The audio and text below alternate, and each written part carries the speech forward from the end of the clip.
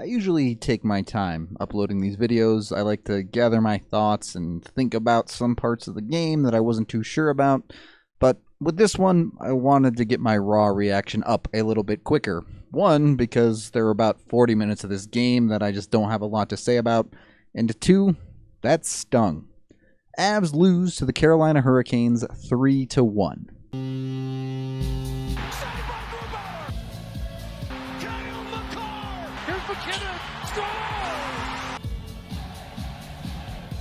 Now, outside of the last 3 minutes of this game, I do not think the Avs played terribly, especially considering it was the second game of a back-to-back. Carolina came out hot and dominated them early, but they survived that stretch of the game and started evening the playing field quite a bit after that. One of the things that helped them clear the playing field, at least statistically, was the power play, and unfortunately, that was one of the things that was also their downfall. They went 1 for 6 on the night. That's not awful, but it's not good enough in a situation where, on the second half of a back-to-back, Carolina's a rested team. You have to capitalize on your opportunities.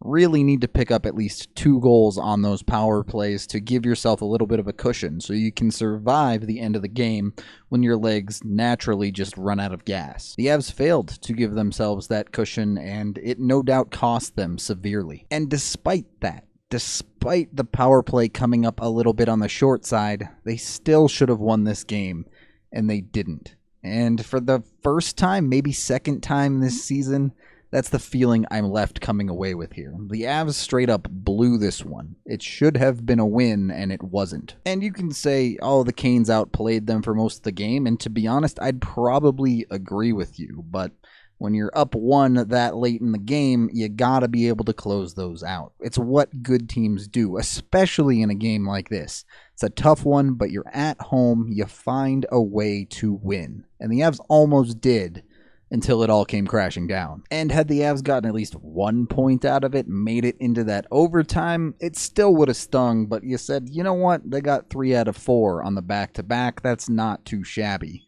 Taking 0 there hurts. The first period was fairly inconsequential. Carolina controlled the first part of it, dominating the Avs, outshooting them 11-2 at one point, but with 3 power plays, the Avs did even out the period somewhat.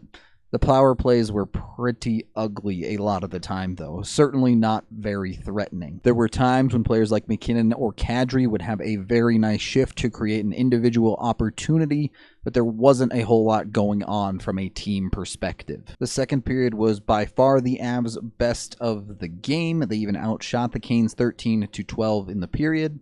Not without its troubles, the Avs would take 2 penalties in the period, but killed both off pretty handily, and they would get 2 more power plays for themselves. Would not convert, but they did start to look quite a bit better on that power play, getting into those 4th and 5th opportunities. And they would hit a post for the bad post number 42 on the season. Also, just to clear it up, thank you for commenting on my last video. I did go back and find Kane hitting a post as well, so the good post count sits at 23. And all the credit in the world to Philip Grubauer on this one. He deserved the win, even if the Avs didn't. I don't think there's really any goalie controversy right now. Francouz is playing great, but Grubauer just played fantastically, and he is not going anywhere. So let's get to the part of the game that matters. Starts at the end of the second period. With about a minute left, Zadorov finishes up what ends up being his last shift of the game. He gets into an altercation with Nino Niederreiter. There's a little bit of pushing and shoving, but nothing more comes of it than that. No penalties on either side. Shortly after that, before the period is over, he's seen arguing with what looks like an Avs assistant coach. His face wasn't shown, so I'm not exactly sure who it was. On the bench, seemed like it was relatively heated. And then the Avs go into intermission. The third period would start, Zadorov would be sitting on the bench, and he would not move from his spot for the rest of the game. The coaching staff decided to bench him for the entire third period. Look, I don't know what was said on the bench, and obviously yelling with your coaches is not a great look. But Zadorov has been one of the Avs' best defensive defensemen lately. You were in a 0-0 game with 1 period to play on the second half of a back-to-back with tired legs all over the D-core, and you opted to bench him for the whole rest of the period? That's a rough decision to make. And I like Bednar as a coach. I think this was a mistake, but night in and night out, he has been the exact coach that the Avalanche have needed. I just think he got this one wrong. And to make matters worse, another D that was opted into the lineup tonight was Anton Lindholm, and it was clear that Bednar did not trust him in crunch time as well, as he only played him 1 minute in the last 10 minutes of the game. So again, on the second half of a back-to-back, with 10 minutes left in the game, he essentially shortened his bench to 4 defensemen. Should come as no surprise that they completely gassed out by the end of the game. Is it being a little bit harsh on Bednar? Maybe. He definitely did not play his cards correctly. I think that's safe to say, but players mess up all the time, and it just kind of floats by. Give Bednar a little bit of slack here, but it was a mistake. Cool. Now I can finally show you guys an actual highlight. The Avs get their 6th power play of the game early in the third period, and they finally managed to get the job done. Who else but the big guns to do it? Player movement, baby. It's what creates goals on the power play. McKinnon is going to work his way all the way down deep in the zone as Rantanen works to the half wall and eventually pulls up and feeds it back to the point in Sam Girard.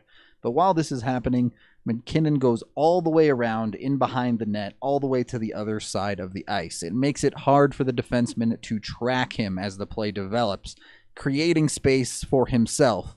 So as Landeskog comes in and gets to walk down to his half wall, McKinnon is now an option deep in the zone. They can do a little bit of a handoff. McKinnon just keeps doing his thing. He's going to skate circles until something opens up here. He's able to cut out to the middle of the ice, maybe even a little bit above the high slot, but Kadri slides across back to the half wall, 1 to present as an option, and 2 to open up the shooting lane. To create opportunities, you got to move your feet. Some nice work from McKinnon and Kadri working off of each other to create one. McKinnon throws a shot towards the net as Landeskog has been camping out in front of Reimer for a while now, and he just barely gets his stick on this one, just a touch, and it gets behind him. And that's how you win tough games like this. Your big stars step up, they find a way to get it done, they give you the lead, and then you just need to keep it together. The Avs almost did. It was so close. And then they just didn't. Not at all. Not in any way. Not in any shape or form. And it was a long time coming too. From the goal onward, they completely turtled out the rest of the third period. Had a bad feeling about it from the second they scored the goal, to be honest. I get it. Their legs are tired. They just didn't have that much left in the tank. But that was rough, man. You just basically gave up playing hockey for the rest of the period.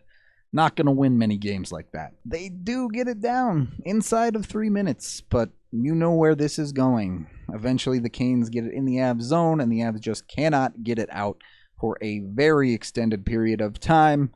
And then the breakdowns come. Let me start by reiterating my never-ending hate for the corner cam in live play. It's always a terrible angle. Bellemare in the corner is going to lose a puck battle. That's a 2-on-1 as the Canes get the extra man in and are able to push it deep into the zone. Ian Cole is going to get caught chasing the play and get beat up a little bit, pretty much taking him out of it entirely. Sam Girard is following his man in on the back door, so it's good coverage initially, but as the Avs get caught chasing the puck a little bit, it gets worked around them and through them to come through to that backdoor side.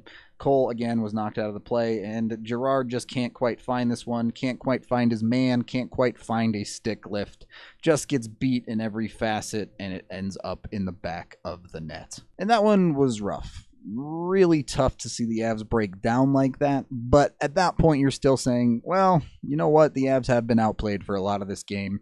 1-1, you get at least the 1 point in overtime here and you take those. But the Avs just wilted even harder than before. Whatever was left in the legs just fell right out of them, and then their brains seemed to leave their bodies as well. 1-1 hockey game.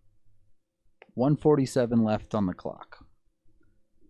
3 Avs forwards deep in Carolina's zone. Carolina has clean possession of the puck. Ian Cole gets seemingly mesmerized by the puck itself, focuses on nothing else, does a halfway pinch where he doesn't actually attack the puck, nor does he back off to defend anyone. So by the time he takes his attention away from the puck, there's already two that are clearly past him, and a third Kane that ends up just blowing him away because he's not going to be able to catch up from the play. This leads to a 3-on-1 situation. Nothing Sam Girard can really do here. He does his best, but a pass is going to be open no matter what, and this time Grube gets beat high. You gotta know the game state, especially if you're Ian Cole. This is supposed to be the veteran that came in to be the guy who's been there, who's done that, who understands the situation. This is something I expect out of last year's Avs or the year before that. This team is supposed to be better. They're supposed to be taking that next step and not making those types of mistakes. Need to get it right. And I mean, you know who might have helped? One of the Avs' best shutdown defensemen over the last 15 games, Nikita Zadorov, but I mean, what do I know? Top to bottom, the Avs just blew this one. 30 seconds later or so, Carolina would dump a puck into the empty net to seal it 3-1. Power play. Got to be better. Third periods with a 1-goal lead. Got to be better. Being able to manage your stamina and get through those second games in a back-to-back. Got to be better.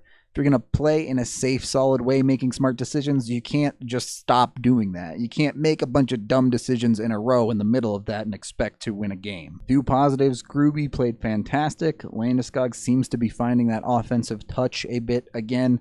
And McKinnon quietly on another 7-game point streak. So there are good things here, but it all gets overshadowed by collapsing and blowing that game. The Avs are better than this. I know it. You know it. They should have won that game. They could have won that game.